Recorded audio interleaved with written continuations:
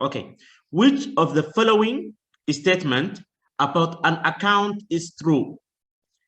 Statementiga soo socda keebaa saxsan marka laga hadlayo account xisaab marka laga hadlayo. The right side of an account is the debit or increase side. Xisaabka dhinaca midig waxaa loo yaqaanaa debit ama increase side. An account is an individual accounting record of an increase or decrease in a specific asset, liability, and stockholders' equity item. C, there are separate accounts for specific assets and liability, but only one account for stockholders' equity items. D, the left side of an account is the credit or decrease side. Marka su'aalaha laga shaqeynayo waxaa muhiim ah su'aalaha in qofka uu sameeyo inuu isku dayo su'aasha saxda ahi inuu raadiyo. Haddii uu garan waayo waxaa fiican qofka markaasi inuu raadiyo su'aalaha khaldan sifa uu markaasi uu isticmaalo scenario la dhaho scenario al-istibcaad, yani waxaad omit garaynaysaa ama fogeynaysaa su'aasha khaldan. Su'aalaha khaldan markaad wada fogeyso waxaa kuu soo harayo laba su'aalood oo ka shakisan tahay. Okay, now hadda markaan ka hadlayna marka laga hadlaya account saddexdan keebaa saxa? Saddexdan keebaa saxa? afartan aan dhaho keebaa saxa marka? B baa saxa. B baa saxa. Okay. معلم A baa saxa. C da macalin C. A iyo B iyo C waa la wada sheegay. Okay. Okay, aan ku bilowno. C aan ku bilowno مثلا. C maxayna leedahay? Soo dhawow Zakariya. C. أنا waxaa idhi B in fact. C waxay leedahay there are separate accounts for specific assets and liabilities, but only one can see here. But wait. Okay. Anyareyo. Should be carried.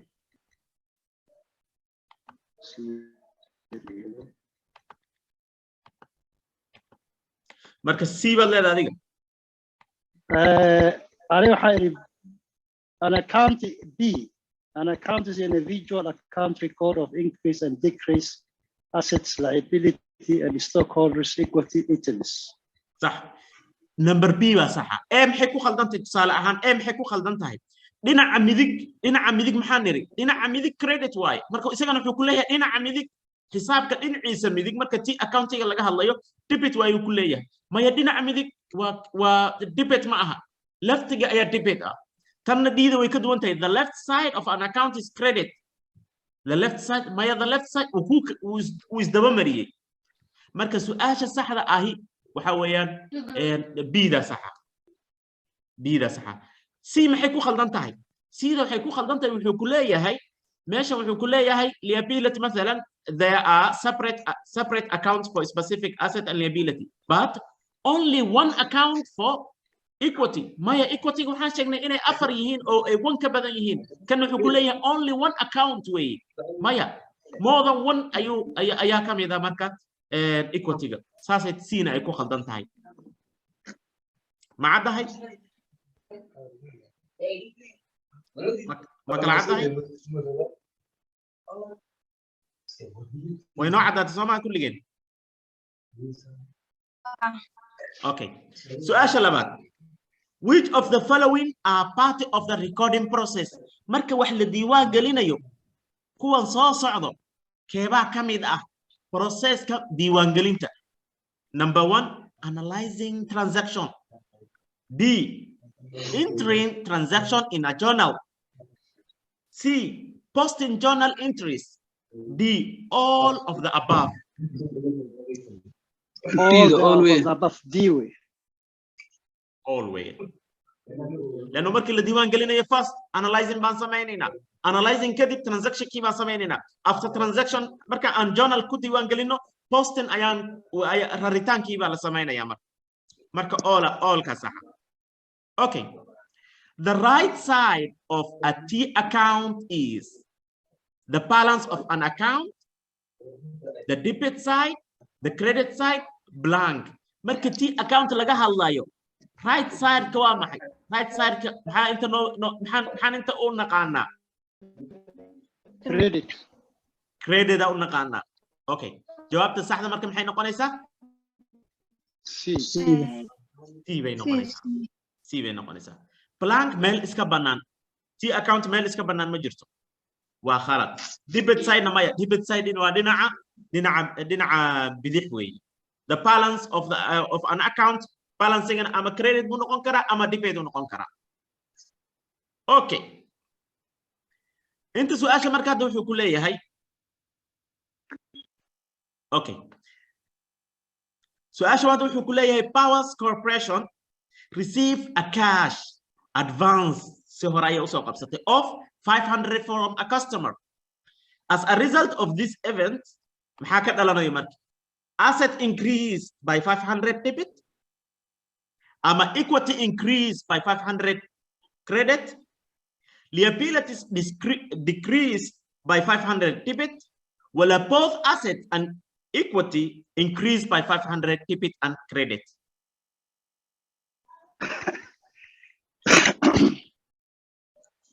D way. Zakaria D waayo dhahay. Horta su'aasha ma fahansannahay. Shirkaddan Powers Corporation ayaa waxa ay qabatay lacag si hormaris ah 500 from where? From a customer ayay ka qabatay. As a result of this event, su'aalahan oo kale markii lagu weydiiyo waxaa fiican inaad samayso journal entry inaad samayso. Number A wuxuu ku leeyahay assetkii waa kor ayuu u kacay by 500 qaybta debit ka la dhigay. Equity increased by 500 equity na kor buu u kacay. Okay, liabilities decrease hoos ayay u dhacday liability ama sheegashadii by 500 debit.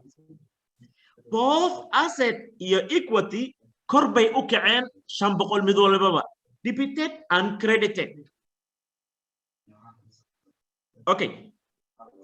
Asset was credit granina. Haye. As a 500 as the asset cash. Asset crediting as account receivable. Okay. Asset credit so account receivable as asset and credit granina. Okay.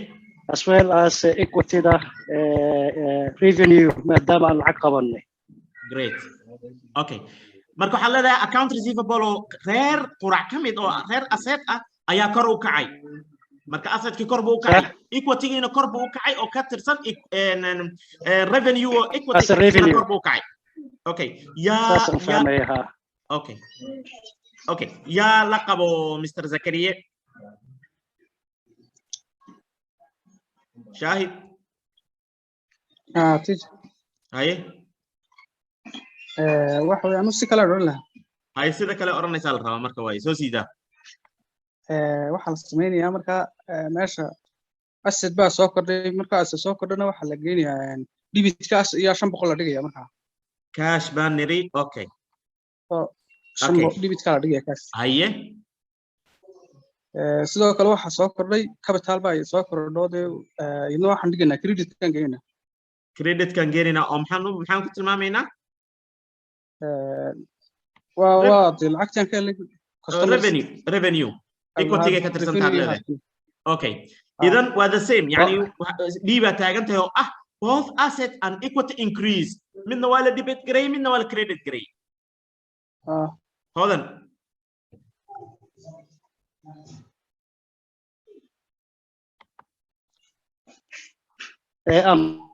معلم aan ku noqdo ku soo laaba Zakaria. waxaan aaminsanahay waa D waa sax sababtoo ah waa asset oo waxaan u fahmay inaan account loo qabtay lacagta marka maadaama loo qabtay an advance waa asset oo marka waxa loo receive gareynaya asset debit waa sax waa D way. Okay. Aysa marka D baa wali ku taagan tahay. Okay, great. Janice aan siiya hal arday kale hadduu ku soo darsanayo. Okay. Su'aasha dib haddaan ugu laabano isku daydiina waa isku day fiican laakiin dhibka wuxuu ka imaanayaa su'aasha qaabkay u dhigeen waxay leeyihiin shirkadda ayaa qabatay cash advance haddaad ku laabataan cashiradii markii advance aan wax u qabanno iyo ma ogiinaan weli qaadanin chapterka maya chapterka saddexaad way cashirada bilaaban doona isbuuca soo socdo iyo inaan horay uga hadalnay ma ogi maya wallahi kama hadlin okay advance marka wax loo qabanayo maya kama hadlin lagama hadlin advance marka wax loo qabanayo unearned revenue way unearned revenue way marka hadda waxa laga hadlayo in uu laga soo qabtay customerka uu lacag horay u bixiyay ee aan wali shaqadii ama servicekii loo gudbinin lacagtii ayuu soo hormariyay cash room way marka meesha revenue ay tahay unearned revenue baa la dhihi cashirka isbuuca soo socdo ayaan uga hadlaynaa laakiin hadda waxay rabaan kaliya way idinku khaldeen anigana waa idinku khalday okay ka raali ahaada waxa u fahmi karayna Soomahan raali noqon ka raali ahaada okay marka jawaab account receivable lacag oo aan wali la helin oo marka saas u fahmi karayna aywa marka unearned revenue waxay ka tirsan tahay liability marka waxa kordhaya waxa weeyaan asset iyo liability tan marka both asset equity waa khalad لانه unearned revenue ما aha equity waa liability decrease ما increase way equity meesha ma bataalaba marka su'aasha jawaabta saxda ah waa asset kan inuu 500 uu kor u kacayo qaybtii caashka bas qaybta labaad ee unearned revenue kumayna soo darin ka raali ahaada waxa weeyaan cashirka soo socota ku qaadan doontaan insha Allah taala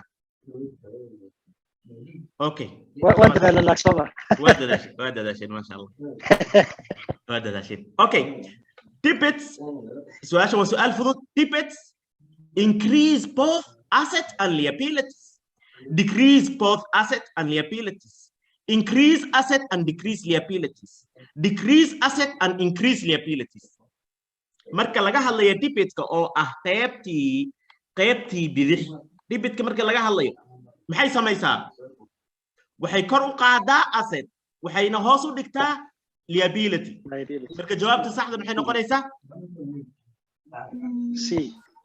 C bay noqonaysaa that's great okay a debit is not a normal balance for which account listed below debit ko yeah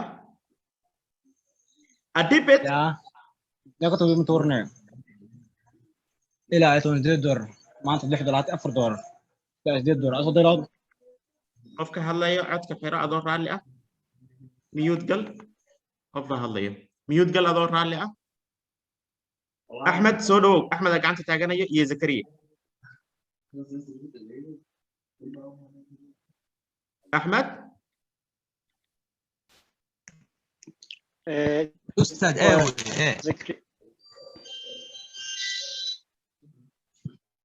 أحمد أبو داهي أوكي يا كله مستر زكريا أنا waxaan fahmay runtii tan inay su'aal sida tricky tahay iyadana D oran lahaa dividends D أوكي لكن ترى 10 كذا وان قاعدين جوابه normal balance markii aan ka hadlaynay arowgii kor u kacayay 10kii qaybtii 10kii shalay ma ah kii ka horeeyay markaan ka hadlaynay xisaabaadka markay isku bedelayaan marka debitka normal balance wuxuu u noqonayaa cash waa asset normal balancegiisu waa debit account receivable waa asset normal balancegiisu waa asset waa debit weeye dividend wuxuu kamid yahay equity uu kamid yahay qaybtii shirkadaha corporationkii way ay ka soo horjeeday withdrawalkii marka minus bay ku tahay marka waxay kamid tahay in normal balancegeedu uu yahay inay isku qabiil yihiin assetka liano minus taathirkeeda saameynteeda okay aan dhigno marka tusaale ahaan waxay ahayd asset waxay la mid tahay niri asset waxay la mid tahay liability oo lagu daray honor capital ama waxaan dhihi karnaa common stocks haddii aan ka hadlayno shirkadaha maalgashiga oo laga jaray honor withdrawal ama meeshan honor withdrawal haddaan ka hadlayno shirkadaha waaweyn dividend baan dhahaynaa corporationka haddaan ka hadlayno dividend marka saameynteeda minus y marka waxay ka dhigan tahay in dhinaca kale marka loo raray ay isku mid noqonayaan sida assetka so normal balance-ga dividendigu waa debit marka waxa normal balance-giisa una debit ahayn waa revenue-ga wey eeda wey siduu Axmed sheegay Zakariya ma ku cadaatay si fiican okay great revenue minus expenses haddaan dhamaystiro qaybtii dhinac ardayda kale ma isla soconnaa okay which of the following describes the classification and normal balance of the unearned rent revenue account unearned revenue hadda mar dhawaan ka soo hadlayni asset debit miya mise liability credit weye mise revenue credit mise expenses debit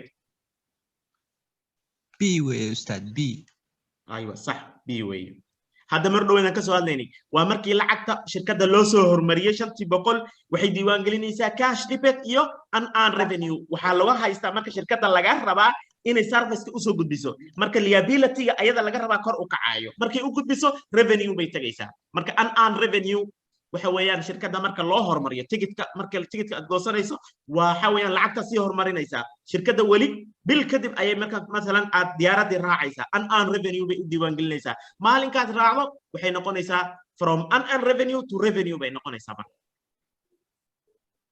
okay su'aasha sideedaad which accounts normally have credit balance xisaabaadkan soo socda keebaa sida normalka caadada ah leh credit balance waxa lahaanayo hadduu liability yahay iyo equity oo ah marka laga saaro expenses iyo dividend ama expenses iyo withdrawalki revenue liability and dividend revenue liabilities and assets revenue liability and return earning revenue liability and expenses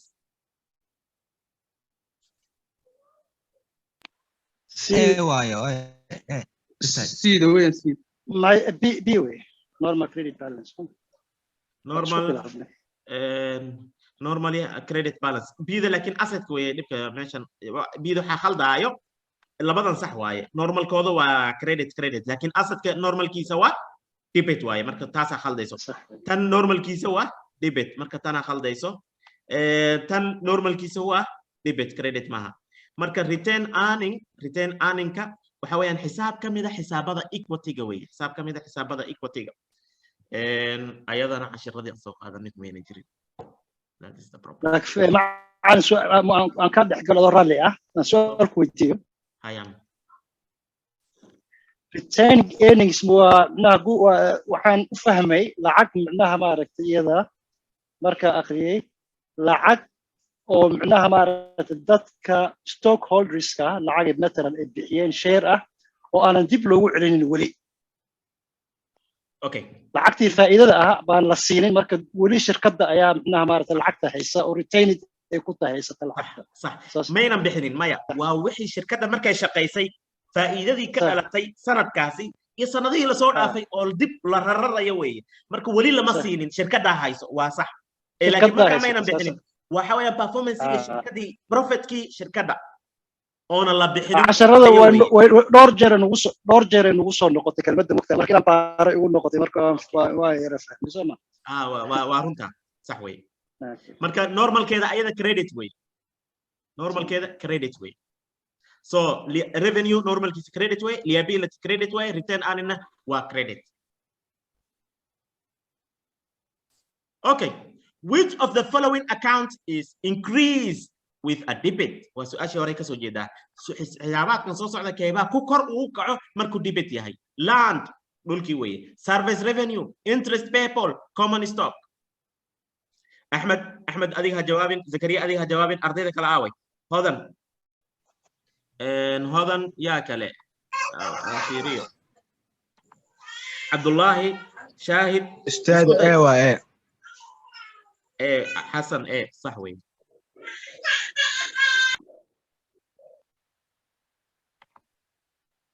اوكي لانه ليش السيرفيس ريفينيو وكريدت نورمال كيسه wuxuu ku kordhaa kor uu kacaa credit kana credit buu kor uu kacaa waa lacag waa interestiga lagu lahaa common stockna equity-ga weeyaba marka laanka ayaa asset wey assetna kor uu kacaa debit okay when a company performs a service but not yet received waxay ka soo horjeedaa tii hadaayay lacagta la hormariyay but not yet received payment lacagta wali lama siinin khidmadii bay gudbisay service-kii bay gudbisay but not yet received lacagtii wali lama siinin maxaan samaynaynaa it debit service revenue and credit account receivable debit account receivable and credit service revenue debit service revenue and credit account payable makes no entry until cash is received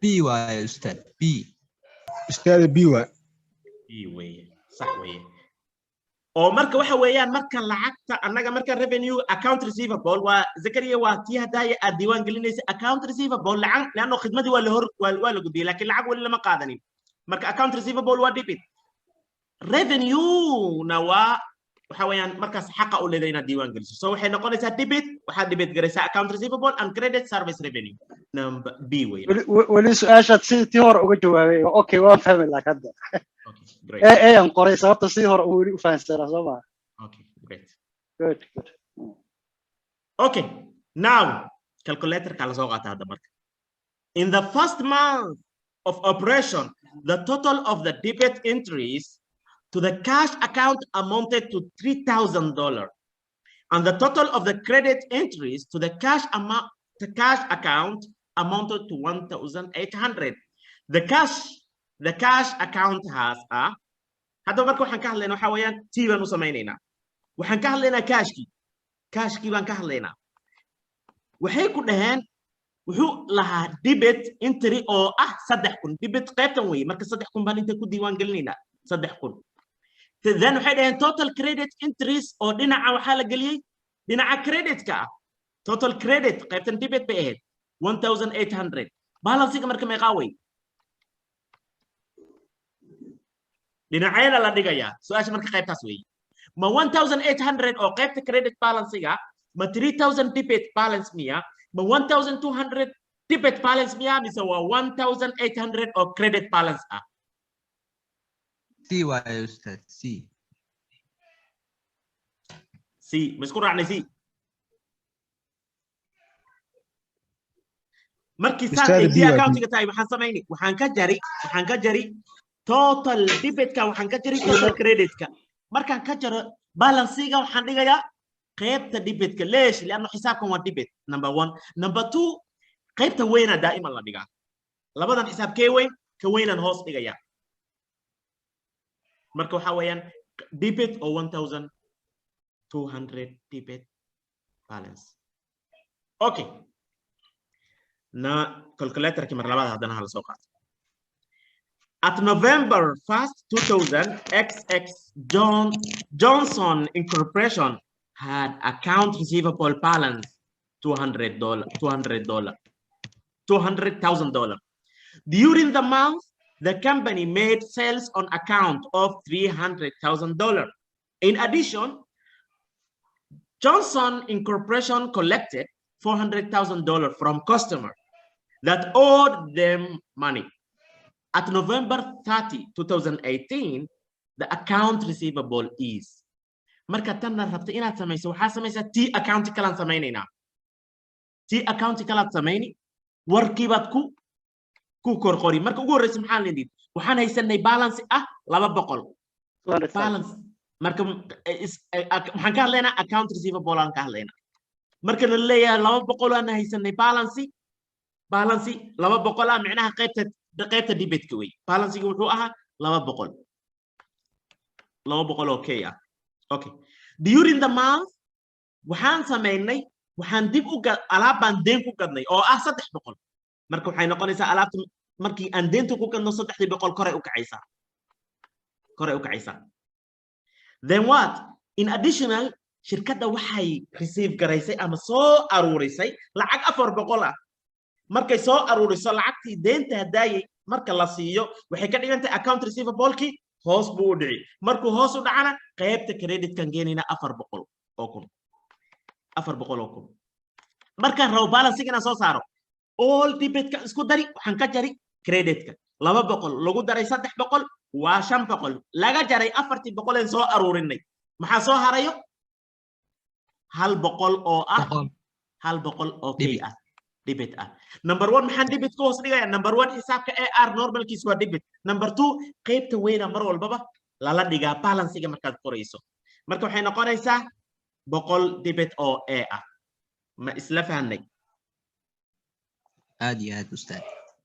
great okay 13 سؤاشي طبعا يصدحات صدح سؤال ما نهارتي which of the following steps in the accounting process is done after analyzing business transaction markat analyzing ka samayso step ka ku xigo ee aad samaynaysa waa maxay prepare the financial statement ma financial ma warbixinadii maaliga miyaa diyaarisaa prepare a trial balance ma diyaarini waa analyzing kii bas samaysay analyzing waa maxay waxan ma financial ama non financial way wali waxa ma adan qorin marka maxaa rabtaa inaad samayso waa qoritaankii baa laga rabaa c interim transaction in a journal posting journal entries marka jawaabta saxda ahi waa C صح سي وي لانه بوستنج كم مركه هو انا واحد ديوان جلسوا then ايا بوست جريس بوست لغا ربا first you must enter transaction in a journal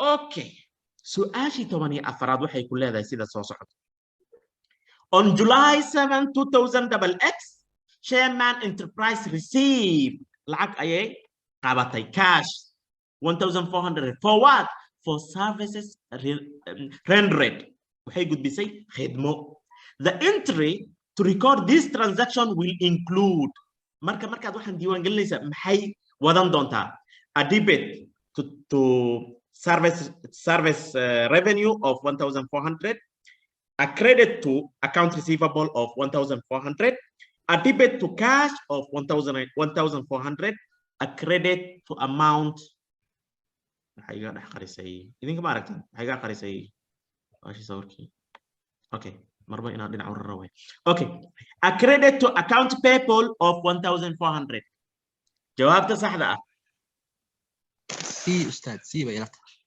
سي شرح أظهر لي نو شرح مركه وايه شركة waxay qabatay 1400 oo cash ah bay qabatay haye darteed marka cash waa asadna waxa lagu qoran jiray qaybta dhibitka sidaas darteed 1400 oo dollar baa soo gashay shirkadda cashkeeda asadkeeda kor buu u kacay waana cash lacagtaas away revenue ka fahmay صح ويه revenue gi aan loo diiwaan gelin صح لا طب ايوه waa madmadow ay jirto madmadow baa kaaga jiro inuu kaaga baxaan sharax u dhahay okay ifahmay maya ما قلنا انا يا ايوه لكن زكريا marka wuxuu ku leeyahay debit to service revenue markii anaga aan shirkadda ay صح service revenue lama debit gareeyo so صح ما هو صح صح ما aha and credit to account receivable lama كاش اللي قبطيه cash qabatay okay and debit to cash سي با صح لكن waxaan ka rabay inaad ku adkaysato Ahmed inaad ku adkaysataan ka rabay laano waxaan ka rabay marka aan su'aasha ku weydiiyay aawa qaybtii kale aad dhahdo jawaabahan meesha la siiyay kuma jirto soo jawaabta ugu saxsan ee hortaala ayaan dooranayaa inaad dhahdaan ka rabay aad laakiin halkan maadaama ay qabatay 1400 debit cash waa sax 1400 kor u kacaya revenue wana kor u kacaya Soomaaliya صح marka revenue meeshan haday dhihi lahaayeen mesela meesha ay debit ka dhaheen haday credit dhihi lahaayeen A iyo C sax ahaan lahayd A iyo C sax ahaan lahayd aad ustaad okay su'aashi waxa weeyaan tii ugu dambeysay tii ka horeysay way okay tan hadda waxaana laga rabaa sidan soo socoto waxaa la rabaa inaad si toos si fiican u fahantaa laga rabaa marka eventiyada ama warbixinada markii aad classify garaynayso waxa lagu leeyahay presented here waxa meeshan lagu soo bandhigayaa 5 economic events for each item indicate whether the event increase plus decrease minus or had no effect NE ku qor marka waxa laga rabaa inaad ku qorto plus iyo minus asset key liability equity on asset liability on stockholders equity number 1 marka receive lacag ayaan soo qabanay cash ah for service rendered marka aan lacag qabanno lacagtaasna ka imaatay khidmad aan gudbinay maxaa ta'asuraya marka maxaa kor u kacayo asset صح asset kor u kici revenue guna kor u kici liability ga calaaqa ma la leedahay meeshan calaaqa lama la laha marka NE waaye not affected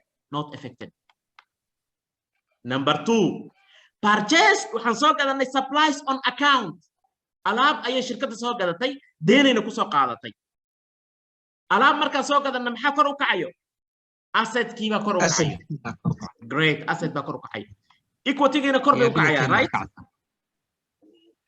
no ايوه liability gina kor bay u kacaysaa liano on account buu ahaa equity ga calaaqa ma la leeyahay calaaqa lama laha waa not affected paid employee salary haye idinka rabaa paid employee salary asset ka kor u kacaya asset ki kor buu u kacay asset ki kor buu u kacay asset ku yaraanaya asset ki u yaraanaya haye paid asset hoos u dhacaya asset hoos u dhacaya asset hoos u dhacaya okay liability gina maxaa ku dhacay marka not affected waxba not affected صح ويه not affected equity gina maxaa ku dhacay marka waa kacaya kor buu kacaya ku yaraanaya laftiisu expenses way kor u kacaya expenses way kor u kacaysaa waa runta expenses way kor u kacaya laakiin ta'thirkiisa waa maxay ta'thirkiisa on equity waa yaraanaya okay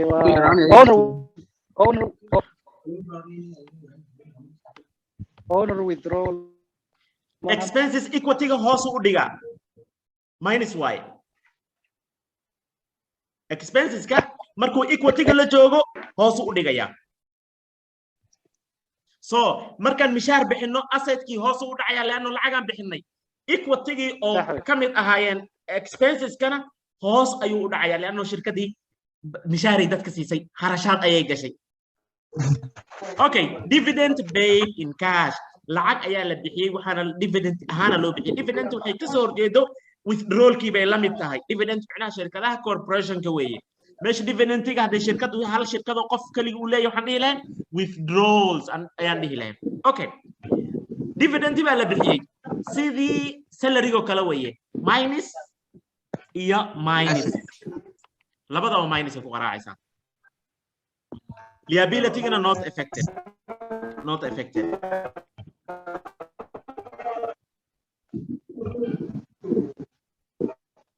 okay expenses paid in cash kharashaad la bixiyay si cash ahaan loo bixiyay sidii mahad asset hoos u dhacay asset ki hoos buu dhacay liability gina not effective way equity gina minus صح minus marka sida saxda waa sida aan soo wada dhahnay okay su'aasha ugu dambeysay marka waa journal entry bana laga rabaa qofka journal entry uu ku adag yahay hadda indhaha please mute gala qofka please mute gala qofka agtiisa shanqartu ay ka badan tahay mute gala neecawdii hawadii Soomaaliyeed baad joogtaane meesha miseera nagu dilina okay journalize that following business transaction in general lecture in general journal form waxaa laga rabaa journal ahaan inaad u diiwaan geliso identify each transaction by number you may omit explanation of the transaction macnaha sharaxaad lagama rabo kaliya waxaa la rabaa inaad diiwaan gelintii un baa laga rabaa okay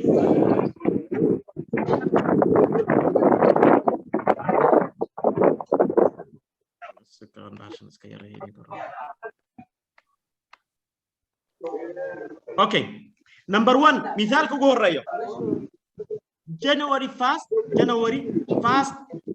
stockholders invest 40,000 in cash waxay ku maal gashadeen 40,000 in starting ayagoo bilaabaya a real estate office operating as a corporation marka aan raba inaan diiwaan geliyo seebaan diiwaan gelinaya marka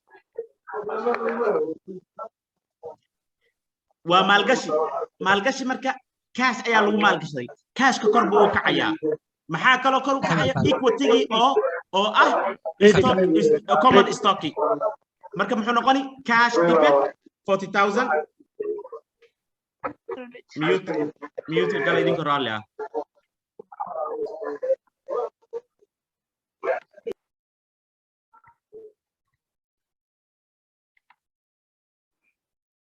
okay mute kala idinka raalli ah qofkii ashirka okay marka cash kor buu kacay waxaan dhahay debit 40,000 common stock 40,000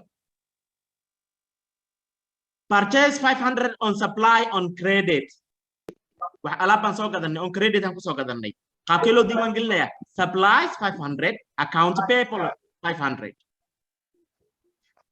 tobankii bishii koowaad purchase waxaan soo gadanay equipment for 25,000 paying anagoo bixinayna 3,500 ayaan gacanta ka bixinay and signed a 30 days 21,500 note payable waxaan u sign garaynay warqad ka ama check ah inaan 30 beri ku bixinayno marka maxaan samaynaynaa equipment wuxuu noqonayaa qaybta debitka cash 3,500 inta soo hartayna 21,500 na waa note payable real estate commission bill fatura ayaad soo saartay client amounted to 4,000 يا ديوان قلنا يا تم احمد زكريا موياني ارضينا كلام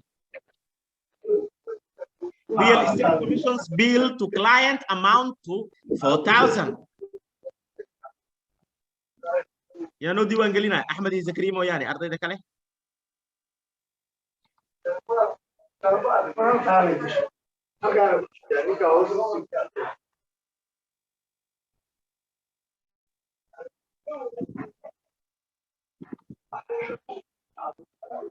بالميوت كان قال لي سكت اوكي يا كله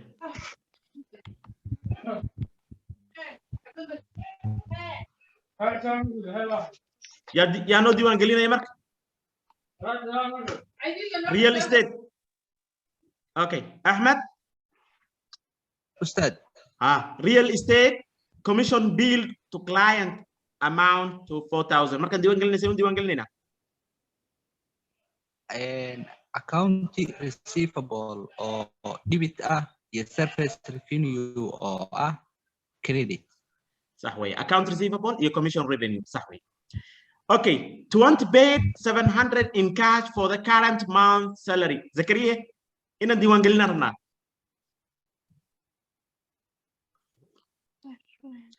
Mr. Zakaria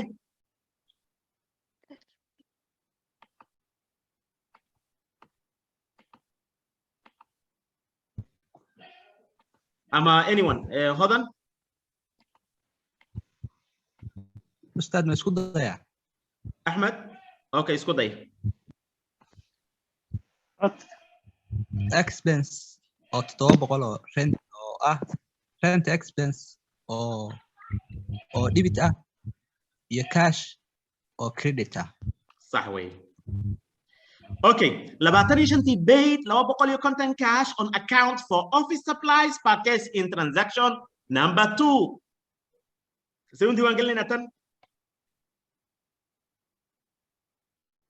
waxa weeye lacag 250 aan bixinay oo maxaa oo la xiriirto supplieski aan ku soo gadanay on account 500 ayaan qayb ka mid ah bixinay markaan diiwaan gelinayna sayaan dhaheena account payable aywa account payable 250 account payable oo qaybta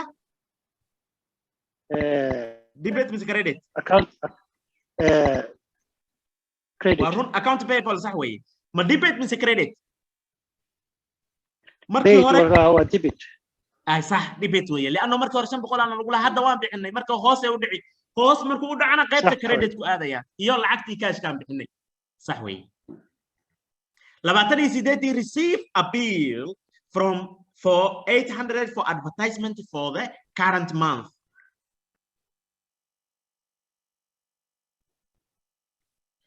Marka maxaan sameynayna? We receive 28, we receive a bill for 800 for advertisement for the current month. Say diiwaan gelina Ahmed. Ustaad 800 oo cash ah oo asad ah iyo 800 oo advertising expense ah. معناها مر لباد ku celi adiga oo debit ki credit ka sheegaya 800 oo cash oo debit ah lacag maada lagu siiyay 28 receive 1 minute account receivable Ahmed received a bill anagu lacag mayna qabanin bill baan qabsanay bicnaha kharashka anagana laga rabaa right receive a bill for 800 for advertising for the current month shirkad kale ayaa wax noo advertise garaysay soo kharash way account payable صح account payable iyo expenses ki way advertisement expenses iyo account payable way anagu waxaan receive garaynay ma aha Ahmed lacag waxaan receive garaynay waa bill bicnaha yani waa sheegasho kharash okay وافهم استاذ okay صدني كودي جنوري بي 2500 cash for office salaries way tawa iska cadahay waxa weeyaan office salary ama salary expenses iyo cash okay صدني كودي paid 1000 cash dividend to stock holders and Mr. Zakaria stock holders ka marka lacag aan siinay diiwaan gelina received a check. Okay. Cash dividend and leeyahay cash dividend lacag la siiyay niman. Okay, lacagtii hoose u dhacday credit ki waay. Dividend tigina koray u kaceen marka dividend dividend cash credit ay noqonaysaa. Tan ugu dambayso receive a check baan qaadanay from 2000 from a client in payment on account for commission bill in transaction number 4. Transaction key number 4 aha kii hadaya 4000 an service ka account receivable ka lacagta inta u gudbinay aan lacagna la siinay deenta aan ku lahayn ayaa lacagtii hadda bixiyay lacag aan qabanayna cash 2000 account receivable na hoos ay u dhacaysaa cashirkeeni su'aalaheeni iyo cashirkeeni intaas ay ku dhan yihiin waad ku mahadsantihiin daawashadiina farxad ay hadeen aan cashirka isla wada qaadanay qaybta ugu dambayso yaa ra'yi qabo yaa wax soo jeedinayo tafadalo عشركين ماشي اسوق دمان وحارب هل سؤال رأينا كويتي عشركي قدام بسديدات قاعدة وحاتنو شيكتي مركي شركة لها انها ايميل لو سمينا انها اني liability gooda oo isku barbar dhigay liability gooda iyo asset kooda marka xisaabtaas ba percentage ahaan u soo bixaysaa marka exactly amountiga aan fahmi waayo marka قاعدتي ugu dambeysay ha صح marka goorma macnaha maaragtay shirkadaas aysan noqonaynin nidaam waxa tiri figure una nasiisatiro مثلا shirkadaas u xisaabtamaan macnaha maxaa general ama 50% 1.5 shirkada daan rabo inaan macnaha wax amaahayo okay macnaha maaragtay exactly ma leeyin wax average ah oo lagu garta marka okay waxay ku xiran tahay okay waxaan ka hadlaynaa waxa ay debt ratio macnaha markaad rabto inaad bayaanaad maali ama warbixino maali aad analyze garayso waxyaalaha aad isticmaalayso oo rabto shirkadan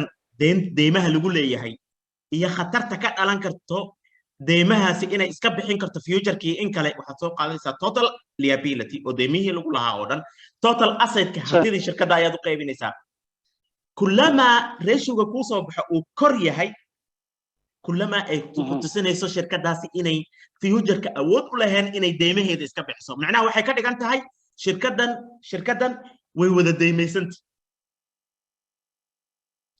soo marka aad rabto shirkad qolooyinka wax amaahiyo marka ay shirkad rabaan inay amaahiyaan bangiyada iyo kuwan marka hore analyzing ay sameynayaan waxa kamid ah debt ratio ayay fiirinayaan levelka deemaha shirkadan lagu leeyahay shirkadda iska daa adiga laftigaaga markii adeyn soo qaadanayso waxa la fiirini ma bangiye kala deema ka soo qaadatay mise kamaadan soo qaadanin marka ratio waxay ku waxaan daawaday nimankan ay ku magacaabaan equity financing nimanka sameeya oo shareska bixiya مثلا inta badan dadku waxay weydiiyaan macnaha maaragtay asset inta haysato marka waxaan garan kari waayay percentage u qoran yahay average taasaan rabay inaan ku sheego inaan u aqoon leh sababtoo ah equity finance risk lacag dadku weydiiyaan liability waxay ku xiran tahay walaal waxay ku xiran tahay wadan walba iyo wadan kale horta ka kala duwan yahay isla wadanka gudihiisa ayaa suuq badan baa jira industries way kala duwan yihiin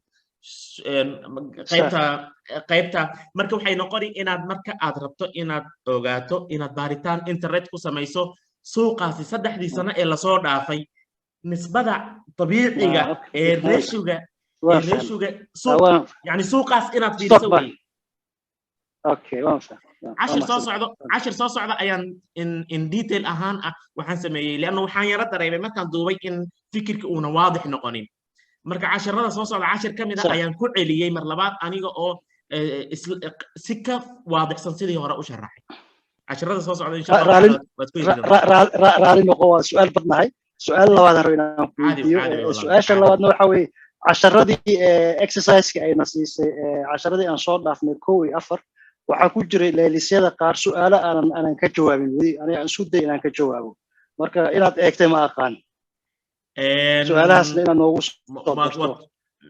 waxaad ku soo dirtay leelisyadii afaraad ama adaa ku soo diray adaa noo soo diray leelisyadii macnaha halkaaga miyaa soo dirtaan ka wadaa halkaaga miyaa soo dirtay ma ina soo dirin soo diray waan ka jawaabay aniga laakiin inaan ka wada jawaabnaan jeclaan ka wada leelisyada qaar su'aalana ka jawaabina ku jiray 10 noo soo dirtay adiga okay macnaha leelisyadii koowaad ilaa afaraad su'aalaha inaan ka jawaabin su'aalo mucayan ah ayaan marka waxaan ani fiilanayay qofka intuu ka jawaabo qofkay ku adkaato inuu dib ii soo weydiiyo اوكي ما واحد شوي ما فاهم بس هذه عاد سؤال معين فاهم ويسيد ما لها ما كلها فيرنا marka waxaan filanay su'aalaha qaar oo ka jawaabina qaar ardayda loo dayna laana wax walba hadii laga wada jawaabo waxay noqonaysaa wixii oo jaahis ahaan in la siiyay qofkii marka hadii su'aal mucayan aad fahmi weysay ama intaad ka wada jawaabto aad leedahay ii fiiri ma saxsan yihiin waan ku fiirin karaa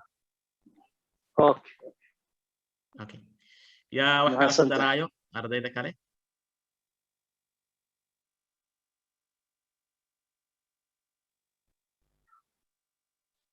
haddaan wax kale lagu daraynin waad ku mahadsantihiin intaan ku kulmayna 10rada soo socda insha Allah taala khayr badan baan kulligiin idin rajaynaa assalaamu calaykum warahmatullahi wabarakatuh